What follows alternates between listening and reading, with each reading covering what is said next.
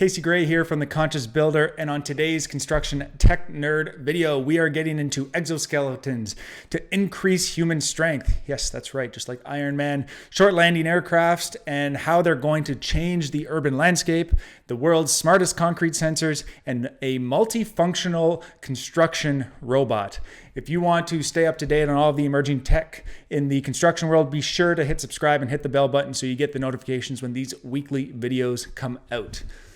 All right, wearable robot exoskeletons could reduce factory injuries. So yes, it says factory, but I'm thinking construction site as well. So it is improving the efficiency of warehouse workers as well as preventing injuries. SUDEX's exoskeletons, sometimes referred to as wearable robots, enable humans to carry out lifting jobs that would have otherwise required heavy-duty machinery. They also have the potential to help paralyzed people walk. I've actually touched this on the past, right? This isn't the first time we've come across this, but here's proof that it's already there and people are using it on the construction site. But imagine being able to lift a beam into place with 2 people instead of like 8 people, or being able to eliminate the need for a crane, because sometimes it's hard to get crane into certain sites to lift up heavy objects. For us, we put in big, awkward, heavy windows all the time. Maybe this is something that would solve that. We put in big, heavy beams all the time. This is something that could solve that. And when there's issues or heavy objects on site, there's always a potential for people to get hurt, whether the object is being dropped or whether they're hurting their back. This is something that could reduce all that. So maybe by introducing things like this into the construction world, we could reduce workers' compensation rates, right? As a company, you could prove that your workers are wearing this. Maybe you get a better rate on your workers' compensation, which is something that is a big expense for all companies. So these are all things that are exciting in the technology world. It's kind of like if you have a car insurance, a lot of insurance companies are out there like, hey, put this sensor on your car and we'll track your driving. And if you have good driving, then we will reduce your rates. I don't know about that, because what if you have bad driving and they're going to increase your rate? So I'd probably avoid that right now. But anyways, that's kind of where it's going. Prove this and we will give you a better rate. So I like where this is going. I don't necessarily agree with, not using as many of your muscles, because it's saying that you could use up to like 50% less of your muscles. So it's not something that you want to wear all the time. But if it allows you to lift heavier objects, so you're still having to use your muscles, then that's a good thing. Really cool stuff. Keep an eye on this. They're even saying that it's coming out into the consumer market. So it could even be for DIY people at home. So keep an eye out on this. Once again, we're going to share all these links down below. Next, we'll get into e-stalls, a new class of electric short landing aircraft that will change urban travel. So what do we mean by that? So Osman says Airflow's design with its virtual tailhook system, but will only need 150 feet for takeoff and half the length of which is a typical 300-foot runway. And that puts some skyscraper roofs and harbor piers at play as potential airstrips. So this is changing that urban landscape. So now what would, if you need a big sprawling space for an airport, maybe you don't need that anymore, at least for these shorter trips. Though both are emissions free. So when they're referring to the helicopters that we've talked about in the past, such short field aircraft will be more efficient than a helicopter like electric VTOL aircraft, which consumes a lot of energy to take off and to land.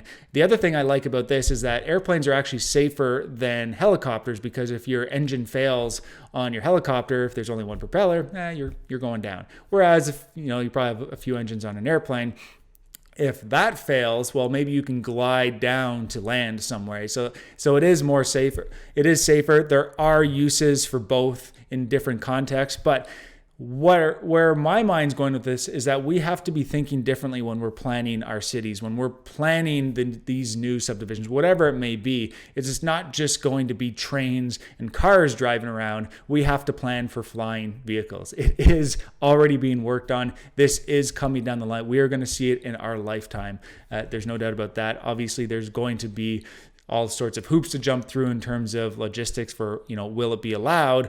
But we'll talk about that on future videos when we start seeing this more. Next, we'll get into sensors. So this isn't something that we deal with at our company in terms of the concrete strength because we're doing residential buildings. But this is really important on other large projects, whether it's a bridge, whether it's a high rise, whether it's tunnels. Concrete is a big part of construction, and these are the world's smartest concrete sensors. So you can go to this, converge.io, learn about them if this is important to you. This would be really important for engineers, for example, or whoever's doing the work. But what these sensors would do would be sensing certain things like post-tensioning, reinforced concrete, piling, road, rail, and civil infrastructure, and mass concrete. So this concrete is extremely important because if it's going to fail, you don't necessarily know that it's failing until it's too late. And then your bridge crumbles or the tunnel falls apart, whatever it may be. So concrete is extremely important in the larger construction projects. And this is one way to stay on top of that. And personally, as someone who uses those things that are built, I like to see these types of things because now instead of reacting to some visual inspections potentially, they could be acting on cues that's coming from these sensors that are already embedded in the concrete. And the battery life is years for these. I think it's up to 7 years. It says several years of battery life. You can see it right there on the screen. But this is something that I like to see in the construction world because it's adding to that safety portion of it. Obviously, we have all sorts of codes and requirements, but things do happen. We are humans. Humans make mistakes. This is another way to prevent some of those mistakes, or at least catch them before it's too late and people get hurt. And we will end with probably one of the coolest things I've seen in a long time, and it is a construction robot. Australian startup Print Stones reveals multifunctional construction robot Bowbot. So what is it doing? It's handling the transportation of building material, observation, screw driving, plasma cutting, and drilling. So the observation, if you're not sure what that is, you could leave this robot as like your safety guard for the evening, right? It could just patrol your sites and check on it, and it'll record everything. It can lift heavy materials. It can carry. You put stuff on its back, it'll carry that material. So I'll get into that right here. So the robot can climb stairs. They showed that in the video as well. Drive through doors and is powered by electric energy. The vehicle has a maximum speed of 3.2 kilometers per hour. So it's not going to chase anybody down necessarily, but it'll see them running away. Hopefully see their face. And with a possible payload of 500 kilograms, which is huge. That's a lot of weight. Nobody's going to be lifting that unless you get into those exoskeletons we were talking about at the beginning of the video. Either way, the robotic arm has an accuracy of below 1 millimeter. And operation can be up to 8 hours. So it still has a long way to go, in my opinion, but it is a way to improve, for example, safety on the construction site. Humans, I think, are still going to be running these sites for a long time to come.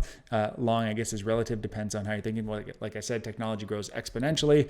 But things like this, it's not about robots necessarily replacing humans like you can see even in the exoskeleton. It's about working with robots to have them do tasks that maybe will be too dangerous for humans to do, or they shouldn't be doing, or do tasks that we just can't do. So we're working alongside them instead of having them take over a lot of the work. Great thing about robots too is that they'll do repetitive tasks and they won't complain about it. They can also work 24/7. Yes, they need to be charged if they're on batteries. Batteries are getting better, chargers getting faster, but humans need breaks. Humans can only work so long. Humans need vacations and so forth. We want to have fun. Robots don't need vacations. Robots don't need to sleep. They need to recharge, yes. But robots don't have the drama that comes with humans either, right? So this could also help. Now, we do need humans for all sorts of other things, but this is how businesses are going to be thinking. So if you're doing a job right now that could be replaced by a robot, I highly recommend that you start looking at other alternatives or maybe get involved with that robot that could replace your job. Right? So keep that in mind. That is it for this week's video. Lots of cool stuff coming out every single week. I could probably add even more to these videos, but I know that I want to keep the information coming. So if you want to stay up to date on all the emerging technology in the tech world, be sure to subscribe, hit the bell button so you get the notification when these videos get released. And remember to live consciously.